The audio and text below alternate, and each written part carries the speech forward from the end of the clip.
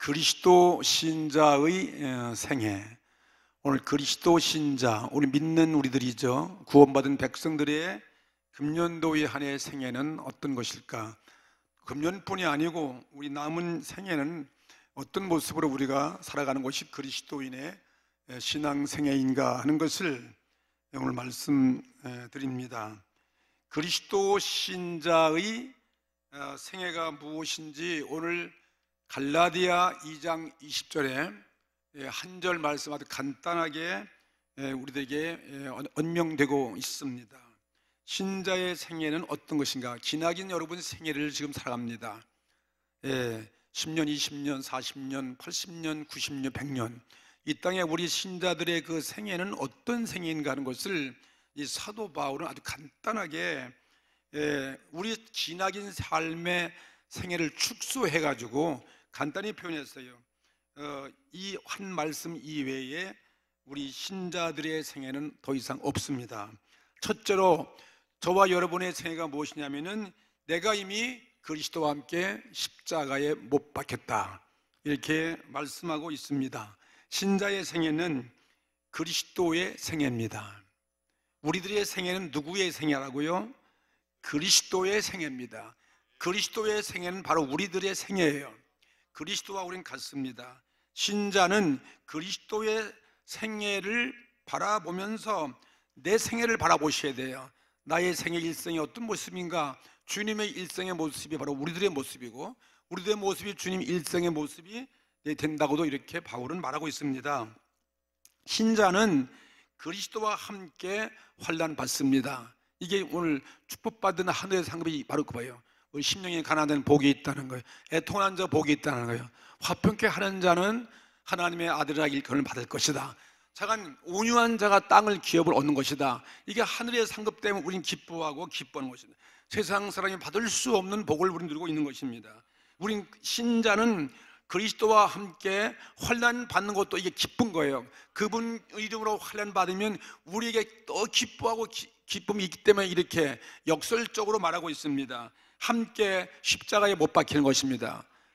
주님의 죽음, 그리스도의 죽음, 나의 죽음, 그리스도의 부활, 나의 부활, 그리스도의 천국이 나의 천국이고, 그리스도의 영광, 나의 영광, 그리스도의 희생이 나로 희생이 되는 것입니다. 십자가에 같이 우리 못 박히는 삶, 그리스도가 부활하신 것은 우리 부활이에요. 함께 다시 사는 것입니다. 우리가 십자가에 못 박히지만 그리스도가 부활하신 것처럼 우리가 함께 부활되는 것입니다. 함께 다시 살고 함께 영광으로 갚아주는 거예요. 영광으로 나타나는 것이 그리스도인들의 생애입니다. 고난을 같이 하고 기쁨을 같이 하고 치욕, 부끄러움, 어떤 부끄러움, 버림받기도 같이 버림받고, 우리가 실패하는 것도 이것도 주님이 함께 나를 실패하도록 만들기 때문에 주님과 함께 실패한, 우리 실패, 주님 실패예요. 우리의 성공, 주님의 성공인 것입니다. 그래서 기쁨을 같이 하고 치욕을 같이 하고 영광을 같이 하는 것이다. 그리스도인들에게는 고난과 기쁨이 함께 있습니다. 로마서 6장 8절에 바울은 이렇게 말씀했습니다. 만일 우리가 그리스도와 함께 죽었으면, 또한 그와 함께 살 줄을 믿노니, 이 바울이 고백한 거예요. 그리스도와 함께 죽었으면 그리스도와 함께 같이 살 줄을 믿는다. 이게 그렇게 확신하는 거죠. 내가 이미 그리스도와 함께 십자가에 못 박혔다는 것을 말하고 있는 거죠.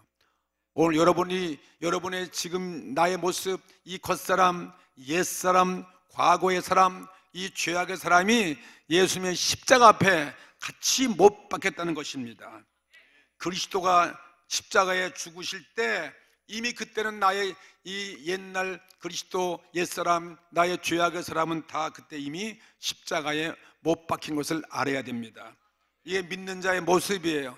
나의 옛사람, 옛성품, 육의 소욕과 욕심과 모든 죄악의 욕망들 다 십자가에 못 박혔다 이것입니다. 일단 우리는 이 육의 사람이 죽어서 다시 살아나오지 않는 것입니다. 육의 사람이 다시 살아나오지 말아야 돼요. 다 죽어야 됩니다. 그래서 나는 죽는 것이다. 이게 그리스도인의 모습이에요. 바울은 그래서 난 날마다 자랑하는데 나의 자랑이 뭐냐면 나는 날마다 십자가 자랑인데 나는 십자가에서 날마다 죽노라 그러는 거예요. 날마다 죽는 거예요. 자꾸 내 육의 사람이 살아나오니까 날마다 바울은 자기를 쳐서 복종시키고 죽는 것이다는 것입니다. 우리는 날마다 죽는 연습하십시다. 뭐 실제 죽을 때도 있겠지만 제가 이 한 해도 매일같이 나의 죄에 대해서 나의 육의 사람이 자꾸 살아서 나를 지배하고 말해요. 소리를 치고 육의 사람이 일단 죽었으면 살아나지 말아야 돼. 또 살아나거든요. 그거는 별로 안 좋은 거예요. 진정한 예수님의 영광의 부활이 살아나야지 자꾸 나의 옛 사람이 살아나온다는 것은 그거는 환영할 일이 못 되는 것입니다. 내가 죽었다는 것은 그리스도와 함께 나의 옛 사람이 십자가에 못 박혔다 이것입니다. 옛 사람을 말하고 있습니다. 죄악의 사람을 말하고 있습니다.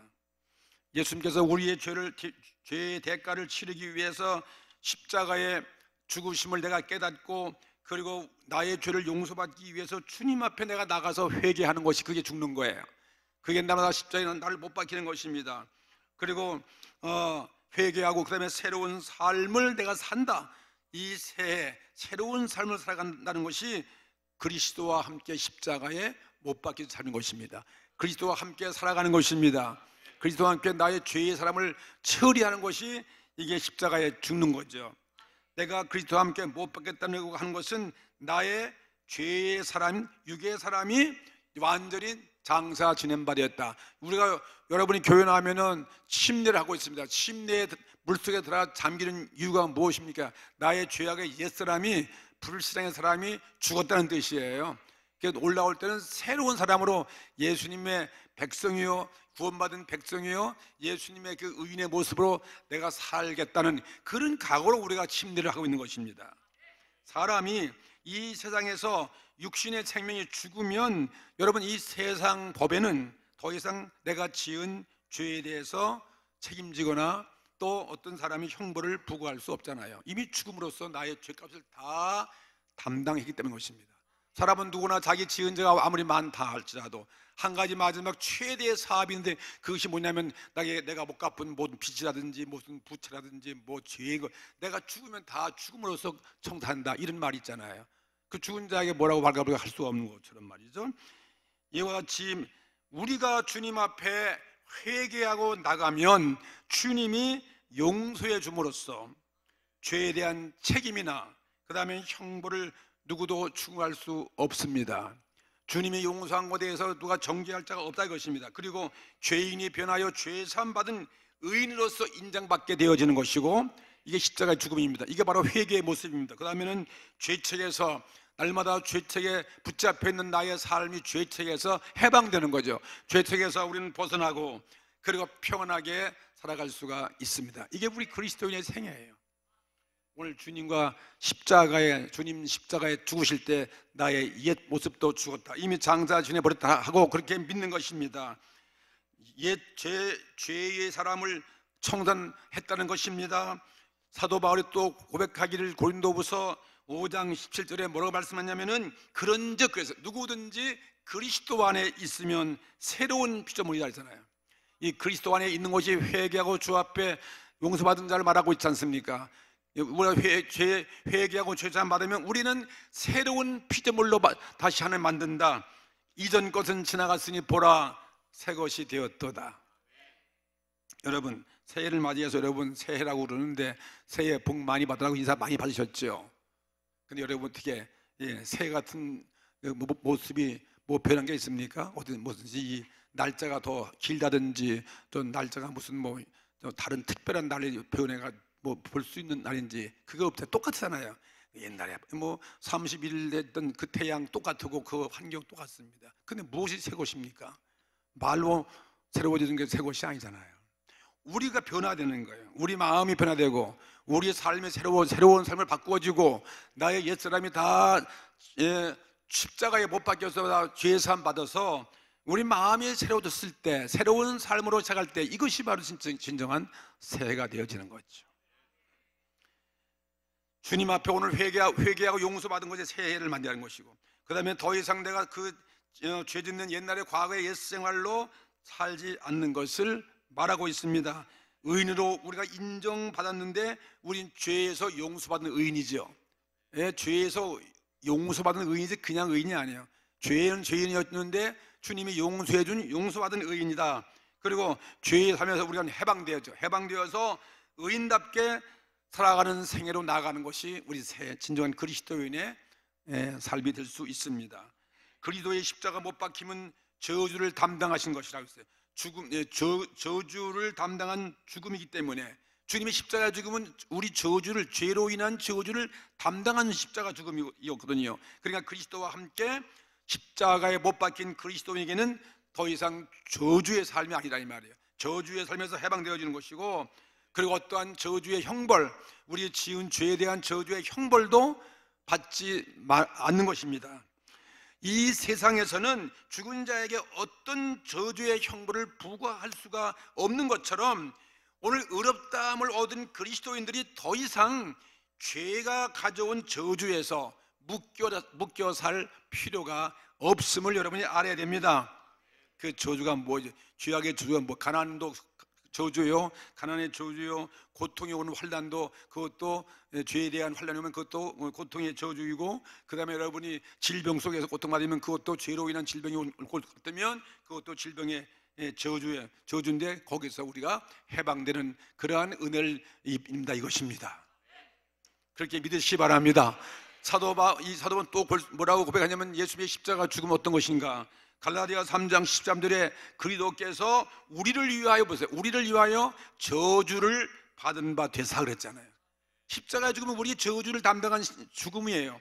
그래서 어떤 저주냐? 율법의 저주가 있어요. 여러분, 율법은 안 지키면 다 거기 매를 맞고 형벌 받아야 되고 감옥에 가야 되고 또 사망에 처하는 거 아니겠습니까? 그러니까 율법은 참 좋은 것인데 우리가 그걸 못 지키는 죄를 지으니까 거기에 대한 저주가 올 수밖에 없어요. 그러니까 율법은 저주다. 율법의 저주에서 우리를 속량하셨다는 거예요. 누가? 예수께서요.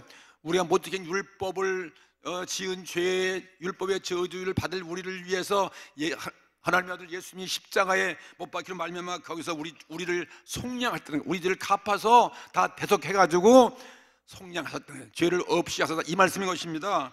죄를 속량하셨으니 기록된 바 나무에 달린 자마다 저주 아래 있는 자라 하였습니다. 예수님은 십자가라는 나무에 죽으셨거든요. 그 십자가라는 저주의 형틀이거든요.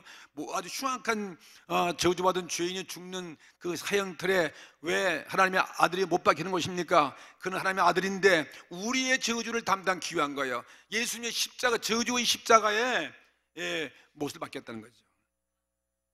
그 예수님의 십자가 죽음을 통해서 우리의 저주에서 우리는 해방됐다 이것입니다. 율법의 저주란 것은 무엇입니까? 우리가 연약해서 율법을 지켜야 되는데 그걸 못 지키게 되므로 율법이 좋긴 좋은 것인데 우리에게 무거운 그게 형벌을 가져오고 죽음과 저주를 가져오기 때문인 것입니다. 그런데 그리스도의 십자가의 죽음은 질병의 저주, 물질의 저주, 가난의 저주에서도 다 담당하셨어요. 모든 저주를 담당하셨어요. 여러분이 아담과 하와로 인한 우리의 유전되어 있는 모든 인간에 부여된 이 죄로 인한 저주는 다 주님이 십자가에서 해결해 줬다 이 말씀인 것입니다. 이런 놀라운 은혜가 어디 있겠습니까? 무엇으로 오늘 우리가 인간들이 무엇으로 우리 내가 지은 죄 아담 하와부터 내려온 원죄 조상의 모든 죄에서 그런 환경에서 저주의 환경에서 해방시킬 수 있겠습니까? 해방시킬 힘이 없어요. 늘 우리는 반복하여 죄를 반복하여 환경에 매여 있고 죄책에 매여 있고 이 저주에서 벗어날 어떤 방법이 없잖아요. 그런데 예수님께서 십자가에서 저주를 담당하셨기 때문에 다 우리 문제가 해결됐다고 하신 것입니다. 예를 들어서 오늘 가난한 자도 주님이 담당하신 거예요. 고린도후서 8장 9절 말씀 보면은 우리 주 예수 그리스도의 은혜를 너희가 알거니와 하세요. 그리스도의 은혜가 한없이 많잖아요. 그 은혜 속에 뭐냐? 알거니와 부요하신 자로서, 예수님은 부요하신 자 아니겠습니까? 하나님의 아들이십니다. 천지를 지으신 창조주십니다. 그 부요하신 자로서 너희를 위하여 가난하게 되시면 그랬어요. 주님이 이 땅에 오셔서 가난을 짊어지신 거죠. 가난한 목수의 아들로 태어나시고 또 예수님의 일생은 가난한 일생을 살았습니다. 근데 그 예수님이 가난하신 됨을 인하여서 그의 가난함으로 말미암아 우리를, 너희를 부욕해 하기 위한 것이다. 오늘날 우리가 참 부욕해 살 그러한 존재로 우리가 창조받은 것이지, 이렇게 가난하게 찌들은 저주 속에 살 이유가 없는 거죠. 근데 이 땅은 얼마나 비극이 많이 있습니까? 오늘 거기서 우리를 건지기 위해서 주님이 오셨다는 것입니다. 그러니 오늘 믿는 자가 그런 저주 속에 살 이유가 더 이상 없다 이것입니다. 마태복음 8장 17절 말씀에는 뭐라고 말씀했습니까? 이는 선지자의 이름으로 이사야를 통하여 하신 말씀에 우리의 연약한 것을 친히 담당하시고, 예수님은 우리는 진짜 흙덩이에 불과한 거예요. 너무나 우리는 연약한 존재예요. 정말 우리는 연약한 존재죠. 정신적으로도 그렇고, 그리고 우리 약한 병, 모든 병 담당하신 병을 짊어지셨다. 예수님의 십자가의 그 죽음이 우리의 질병도 담당하셨다고 이렇게 말씀하셨어요. 오늘 언젠간 저와 여러분이 이 병마와 관계없는 그런 삶을 산다 이것입니다. 죽음과 관계없는, 죽음의 저주와 관계없는 삶을, 그것을 주께서 우리에게 해결해 주신 것이었습니다. 그리고 십자가에 못 박혔다는 이 삶은 날마다 육신의 죄가, 우리가 죽은 자가 되어서 죄의 삶에서 해방되고 가난과 질병과 저주, 그런 저주에서 해방되어서 사는 것을 말하고 있는 것입니다. 이것이 십자가에 우리가 못 박힌 모습인 것입니다. 첫째는 십자가에 그리스도와 함께 못 박혔다는 생애, 그것이 우리들의 모토가 되셔야 돼요. 사도 바울은 우리 날마다 죽는다. 나의 이 삶을 날마다 십자가에 장사 지내고 십자가의 못을 받고 날마다 오늘 깨뜨려지고, 이것은 바로 회개다. 주 앞에 나가서 회개하고 기도해서 용서받는 것을 의미하고 있는 것이죠. 주 앞에 나가면 오늘 모든 죄에서 용서받으니까 모든 저주에서 여러분이 해방되는 길밖에 없는 거죠. 이것이 주님의 은혜죠. 두 번째, 그리스도 신자의 생애가 또 무엇이냐면은, 두 번째는 그리스도가 내 안에 사는 것입니다. 내가 죽었는데 내가 다시 사는데, 누가 사냐면 내가 사는 것이 아니라 그리스도가 나를 점령하고 그리스도가 내 안에 들어와서 나를 통치하시고 나를 지배하여 사는 것을 말하고 있는 거예요. 그리스도가 내 안에 사는 것입니다. 내가 그리스도와 함께 십자가에 못 박혔다는 것은 나의 옛사람의 생명이 다 가버리고, 지난해와 더불어 다 가버렸고, 이제는 다른 새 생명, 이 새 생명, 즉 내 대신 그리스도의 생명이 들어와서 사는 것이다. 오늘 내 안에 그리스도의 생명이 들어왔다는 사실을 아셔야 돼요. 내 안에 주께서 말씀으로 찾아주시고, 내 안에 주의 성령이 내 안에 성전 삼고 계시고, 나를 통치하시고 나를 다스리고 지배하시고 나의 삶을 이끌어 가신다, 이 말씀이에요. 나는 죽고 그리스도가 나를 대신하여 내 속에 사는 것이다. 그것이 신자의 두 번째 생애예요. 그 내 대신 누가 사는 것입니까? 그리스도가 살아가야 돼요. 그리스도 신자는 어떤 생애입니까? 다시 말하면 그리스도 신자는 바로 그리스도예요. 이해가 안 되죠? 그리스도 신자, 그리스도 믿는 사람은 바로 그리스도다. 내가 바로 그리스도라는 거예요. 얼마나 위대한 말씀이겠습니까? 그리스도가 나를 위해서 오셨고 나를 위해 다 주어졌고 내 안에 사시니까 내가 누굽니까? 그리스도예요. 오늘 옆분들이 다 옆에 앉아서 꼴은 별품 없고, 어떤 사람은 인상 쓰고 있기도 하고, 어떤 사람은 별로 이렇게 얼굴에 웃음도 없고 유감이 많은 것처럼 이렇게 바라보시는 분도 계시는데, 근데 여러분이 누구냐면 그리스도예요. 잠깐, 그래도 어쩔 수 없어. 그리스도가 그런 모습을 하고 있을 마음인데, 그래도 그리스도라 그래야지. 아무리 화를 내고 아무 인상을 쓰고 있다 할지라도 누구라고요? 그들은 그리스도다. 한번 옆분들이 한번 인사해봐. 당신은 그리스도이십니다.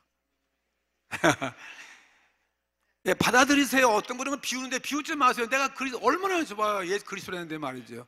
누가 사랑을 베풀면 받으셔야지. 그냥 탁 차버리는 사람은 이상한 사람이에요. 그건 마귀가 한 법이에요. 하나님이 나를 사랑한다 그러면 아이고 감사 받아들여야지, 몰라 그리고 싹 돌아서면 그게 안 되는 거 아니겠습니까? 당신은 그리스도다.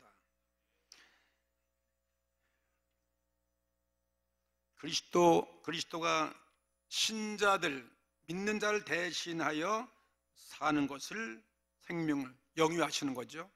이것이 바로 그리스도 신자다. 나의 생명을 영위한다는. 누가 영위하냐면 내가 영위하면 안 돼요. 내가 영위하면 그건 육의 사람이 다시 살아가시고 있는 거예요. 나 육의 사람은 죽고 이제 새로운 그리스도의 영이 나를 지배해서 하시는 거예요. 이걸 말하면 어쩌면 성령에 대한 성령의 삶이죠. 이상적으로는 그렇어요. 우리 이상적으로는 그런데 이론적으로는 그런데 여러분 현실은 어떻습니까? 실제적으로 현실은 아직 전혀 그리스도와 사는 것 같지 않지요. 솔직히 여러분 고백하시면 아멘 합시다. 아니요, 사실은 그렇잖아요. 사실 주님이 사는데 아직도는 내 마음은 답답하고 내 마음은 뭔가 불만도 많고 원망도 많고 짜증도 많고 기쁨과 행복이 없잖아요. 여전히 환경은 달라 그대로 있고 말이죠. 뭐 변한 게 없어요. 그 이걸 내가 믿어야 될지 이걸 안 믿어야 될지 의심 갈등할 것 같아요. 나는 지금도, 왜냐하면 연약한 육체 가운데 살고 있어요. 연약한 육체, 유한성, 한계 속에 우리는 살고 있습니다. 끝없는 환경에 반응해야 할 그런 연약한 육체 속에 살고 있기 때문에 어쩔 수 없어요. 나는 아직 주님과 같이 부활하지 못했어요. 이론은 그런데 아직 우리는 예수님과 같이 영화로운 모습이 못 됐습니다. 아주 여전히 죄에 더럽힘 바 되어 있어요. 육체 속에서, 연약한 육체 속에서 우리는 살고 있기 때문에 아직은 미완성의 모습이에요. 아직은 주님의 만드는 모습으로 바꿔진 게 아닙니다. 그렇죠? 예? 나는 아직 전혀 죽지 않고 그리스도는 아직 전혀 나를 점령하지 않으셨다. 그런 실제의 모습을 여러분 보게 되어지는 것입니다. 여전히 나는 죄 가운데 완전하지 못하고 나는 또 여전히 또 죄를 짓고 또 화를 내고 또 혈기를 내고 또 막말을 하고 나는 죄로 인해서 여전히 저주 가운데 지금 또 살아가야 되고 여전히 질병의 가시를 맛보고 아픔은 물러가지 않고 여전히 여러분은 아픔을 느끼고 있습니다. 살아가고 있습니다. 그럼 모순 아니에요? 열심히 내 안에 산다고 그러는데 왜 그런 일이 벌어지는 것입니까? 그렇다고 해서 여러분 낙심하지 마십시오. 십자가의 죽음과 부활이 헛된 것이 아닙니다. 십자가 죽음과 부활은 영원한 것입니다. 이거는 생명인 것입니다. 이거는 언젠가 이루어지는 거예요. 우리가 아직 육체라는 이 연약한 몸을 가지고 살기 때문에 이 세상에서 예수님같이 완전한 의로운 상태에 이르지 못한 것에 불과한 것입니다. 집을 짓면 집을 건축하는 중간에 있는 거 마찬가지예요. 거푸집이 있어야 되고 거기 뭐요 그게 거푸집 같은 거 뭐라 그러지? 우리 말은 거푸집인데 일본 말로 뭐라 그러죠?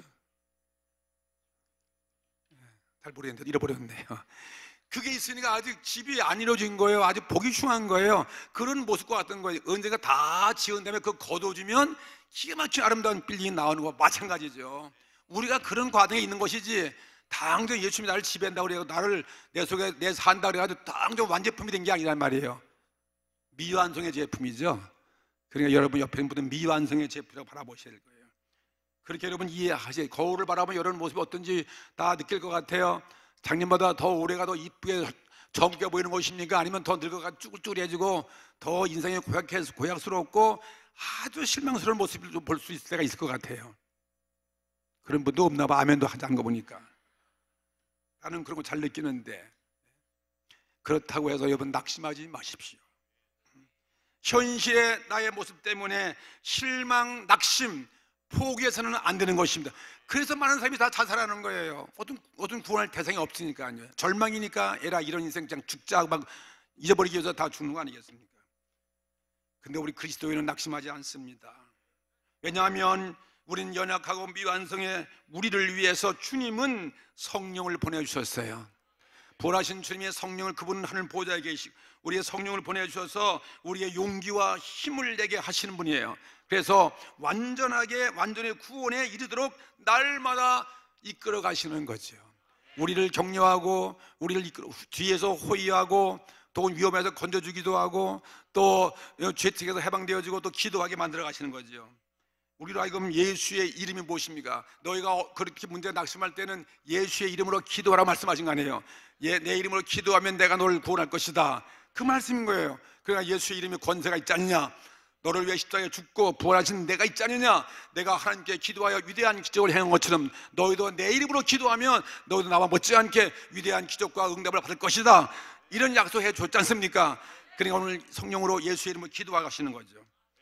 그럼 그때마다 어떤 때는 하나님 응답으로 채워주시기도 할 것이고 또 우리가 기도하게 되면 가장 좋은 기도 응답, 성령을 선물로 주시는 거죠. 기도할 때 우리가 성령으로 충만케 하시는 거죠.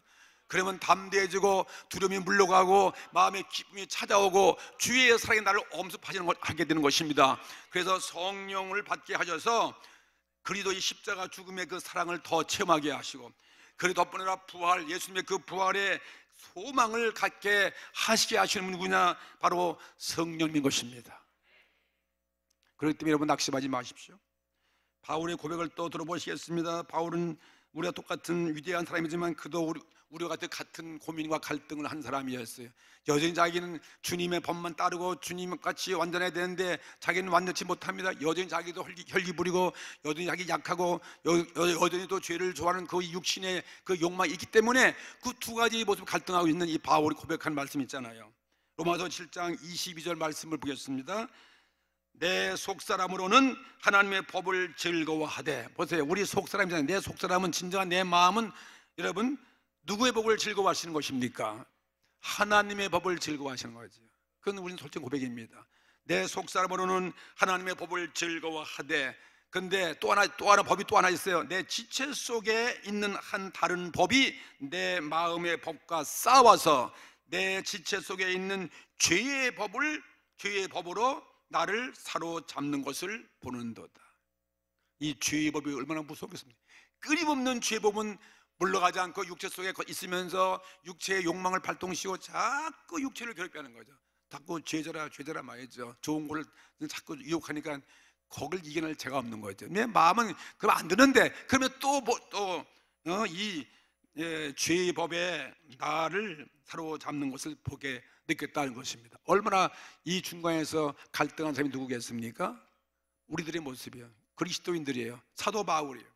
예수 믿는 사람들은 세상 사람들이 마음 놓고 죄질 수도 없고, 앉았자니 자꾸 유혹에 끌려가게 되고 또 실수하게 되고, 또 우리는 그러면 또 회개하고, 또 우리는 내 속사람으로 주님의 법을 지키려고 애를 쓰고, 그러니까 중간에서 정말 우리 그리스도인들은 갈등하고 있는 것입니다. 세상 사람 아예 모르니까, 그냥 예수를 모르니까 그냥 마음 놓고 죄짓고 마음 놓고 사는데, 마음 놓고 먹고 마시는데, 우리는 그렇게 하면 그냥 마음에 가티가 와가지고 당종 고민이 되는 거죠. 또 동감이 아니십니까? 가만히 있는 거 보니까 그 동감이면 아멘 하셔야지 왜 가만히 계세요? 그렇게 위선해도 소용없어요. 다 아무리 점잖해야 그거 소용없어. 다 우리는 그런 사람들 속에 다 들어가 있는 것입니다. 그러니까 바울은 마지막에 그가 고백하기를 오호라 그랬잖아요. 오호라, 이건 통제예요. 슬프다, 나는 곤고한 사람이로다 그랬어요. 이 사망의 몸에서 누가 나를 건져내랴 그랬습니다. 그렇게 탄식을 한 이 바울이 마지막에 결론이 무엇입니까? 우리 주 예수 그리스도의 은혜로 말미암아 하나님께 감사하리로다. 그런 가운데 있지만 감사한다는 거예요. 왜 그렇습니까? 그런즉 내 자신이 마음으로는 하나님의 법을, 육신으로는 죄의 법을 섬기노라. 이 육신은 어쩔 수 없이 죄 속에 내가 지지만 내 마음의 속사람은 어느 법을 사모하시는 것입니까? 하나님의 법을 사랑한다, 이 말씀인 것입니다. 나는 예수 편이다. 나는 예수 안에 있다. 예수 안에 있으시면 아멘 합시다. 우린 그런 사람들이에요. 요즘 우리는 세상 사람의 그 죄의 옷을 못 벗고 있지만 그 나의 진정한 내 마음은 예수님 닮기를 원하신 거예요. 예수 닮기를 우리는 원하지 않습니까? 근데 어쩔 수가 없는 거죠. 이게 육신 때문에 지금 완벽히 못 닮지만 닮아가려고 애를 쓰고 바둥거리는 거죠. 그게 우리들의 모습이에요. 그러면서 사도 바울이 그럼 어떻게 이 육신의 이 법을 이길 수 있겠는가? 죄악의 법을 이기는가? 그는 결론적으로 하나님을 바라본 거예요. 부활하신 예수님을 바라본 거예요. 예수께서 우리를 지배하시는 그 예수님의 성령을 통해서 우리 가운데 오셨는데, 로마서 8장 1절에 뭐라 했냐면, 그러므로 이제 그리스도 예수 안에 있는 자에게는, 벌써 예수 믿는 자죠. 예수 그리스도 안에 있는 자에게는 결코 정죄함이 없나니. 육신의 저설에가 죄를 졌다 할지라도 결코 우리는 마음으로 예수의 법을 즐거워 믿고 있으니까 더 이상 정죄받지 않아요. 십자가에 죽은 그 예수 은혜 때문에 결코 정죄함이 없나니, 이는 그리스도 예수 안에 있는, 예수 안에 뭐가 있습니까? 생명의 성령의 법이 있어요. 생명의 성령, 생명한 예수님의 그 능력, 부활의 생명이죠. 생명과 성령의 법이 죄와 사망의 법에서 너를 해방하였음이니라. 죄와 사망의 법은 결국 마지막은 망하는 거예요. 마귀와 준 죄와 사망은 예수의 생명과 성령의 법 앞에 참패당한 것입니다. 예수님께서 승리하신 거 아니에요. 예수님의 부활이 있지 않습니까? 영생이 있는 것입니다. 예수 안에 있는 생명의 성령의 법이 나를 묶고 있는 죄와 사망의 법에서 우리를 해방했던 이 사실, 할렐루야, 이것이 우리들의 모습이에요. 아직은 우리는 예수님이 내 안에 산다지만 아직은 나를 완전한 예수님 모습이 아니지만은 결국은 생명과 성령의 법이 있어서 주님의 그 모습으로 닮아가게 하신다는 것을 우리들에게 말씀해 주고 있는 거죠. 그리스도가 성령으로 회개한 심령 속에 들어와서 육신의 내가 연약 가운데 있지만은 그러나 성령으로 채워주시고 나로 하여금 기도하게 하시고 우리로 하여금 믿음을 주셔서 예수님의 그 부활의 모습을 바라보고 소망으로 살아가게 하신다 이것입니다.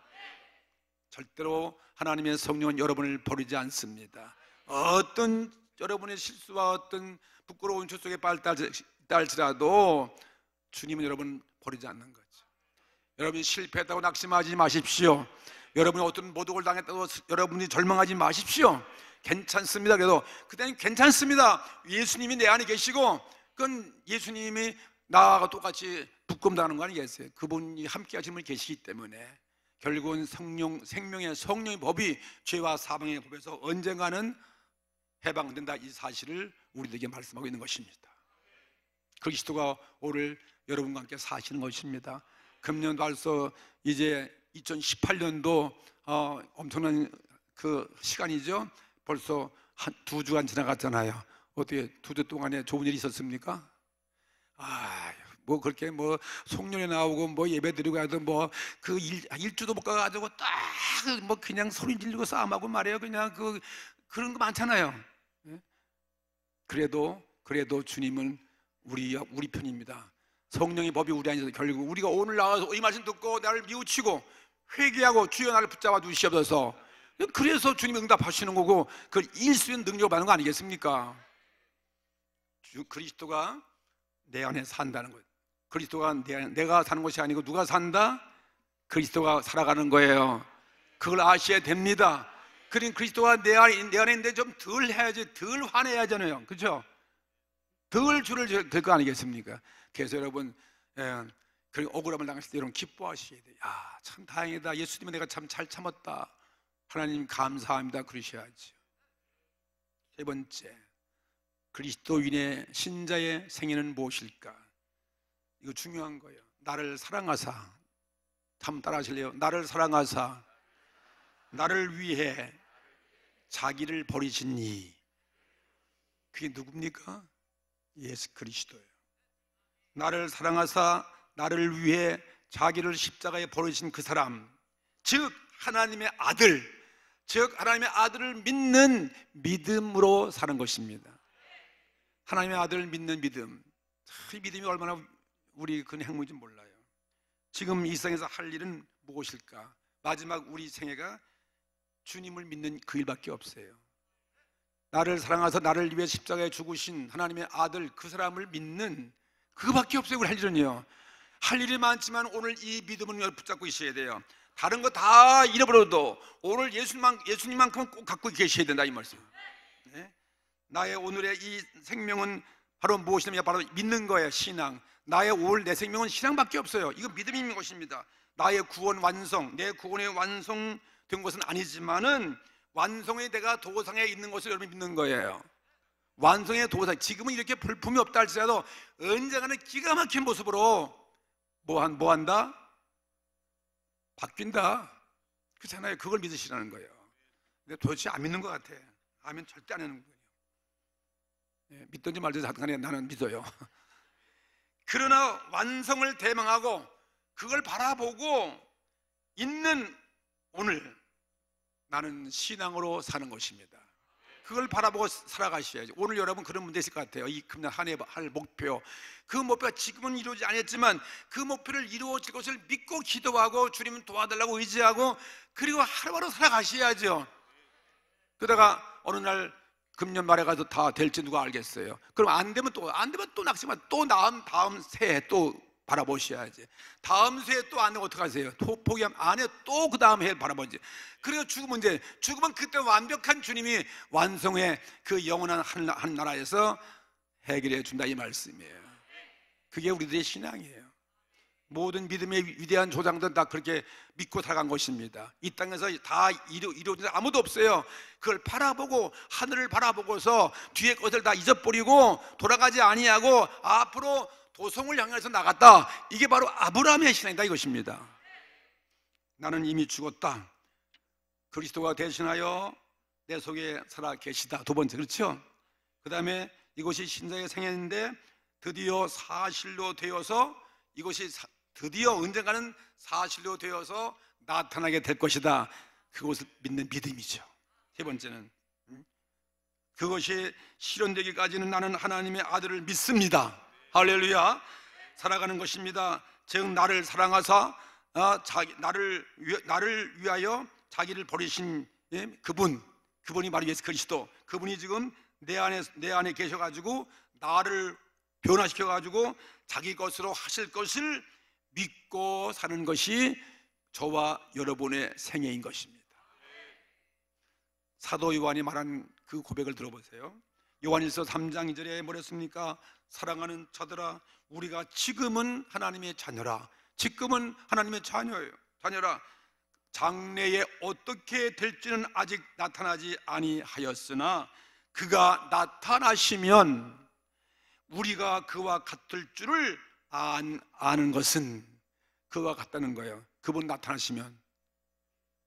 도대체 아멘 왜 안 하시는 것입니까? 이해가 안 가요. 이런 말씀을 여러분 얼마나 이거 놀라운 말씀이었어요. 그와 같을 것인 줄을 아는 것은 그의 참모습 그대로 볼 것이기 때문이다. 그의 깨끗한 것과 같이 우리도 깨끗하게 될 것이다, 이것입니다. 그리스도 신자의 생애는 그리스도와 더불어 우선 죽고 내 안에 그리스도가 살고 그 다음에 나를 사랑하사 자기를 버리신 이, 즉 하나님의 아들을 믿는 믿음으로 세 번째는 사는 것이다. 세 번째는 믿음이죠. 믿음으로 사는 것입니다. 이게 그리스도인의 모습이에요. 우리의 이상과 우리의 실제는 언제나 서로 상반되어 있어요. 현재는 상반되어서 있지만, 그래서 실망하지만, 그러나 하나님은 어떤 분입니까? 하나님께서는 이상과 실제가 같은 분이에요. 하나님은 우리의 이상을 실제로 만들어 가시는 분이에요. 하나님의 능력인 것입니다. 우리의 신앙은 하나님의 그 이상 실현을 믿는 것입니다. 이게 우리 믿음이에요. 하나님은 반드시 못하신 것이 없잖아요. 하나님은 나를 사랑하신 그분, 십자가에 죽어주신 그분, 우리 죄를 용서하셨고 나에게 새 생명을 주셨다. 이 사실을 믿는 생애가, 그 사실을 믿는 생애가 이게 그리스도의 생애예요. 세 가지. 그러므로 우리 이 신앙은 헛되지 않습니다. 이거는 반드시 실현될 수 있는 여러분의 믿음인 것입니다. 그래서 빌립보서 1장 6절에 바울은 또 너희 안에서 착한 일을 시작하신 이가 그리스도 예수의 날까지 이루실 줄을 우리는 확신하노라. 반드시 이루어지는 거예요. 여러분 꿈은 반드시 이루어진다. 꿈은 이루어진다는 거죠. 꿈은 이루어진다는 거죠. 낙심할 필요. 이세상 어떤 성공한 사람도 자기 목표와 꿈을 몇 번 실패하면 그 실패해서 많은 거 참고 견디고 경험하고 그리고 인내했더니 마지막은 그 꿈을 이루었다고 그거 고백하는 사람이 얼마나 많습니까? 그게 성공한 사람들이 그 사례 아니겠습니까?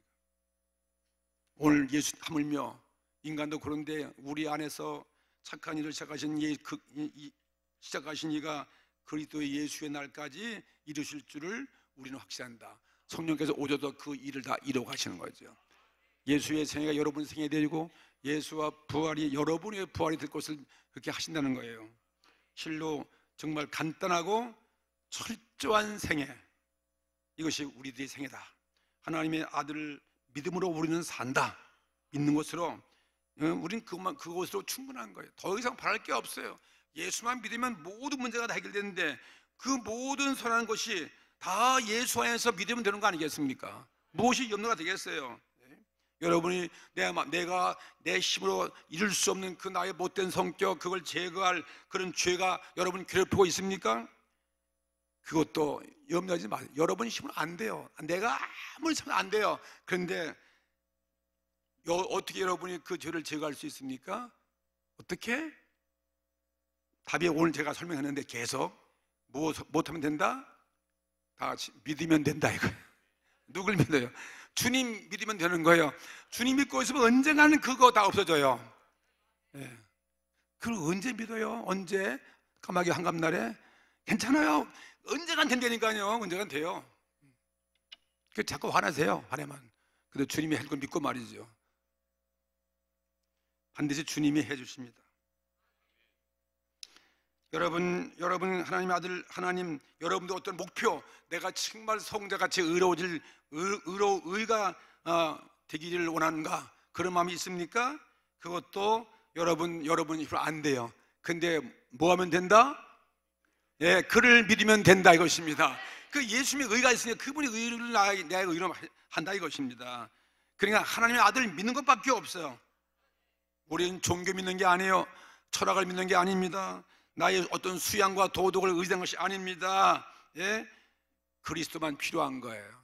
오늘 정말 그분밖에 없어요. 예수 이외에 아무것도 없습니다. 그래서 사람은 그리스도를 믿음으로써 우리는 구원받는 것이죠.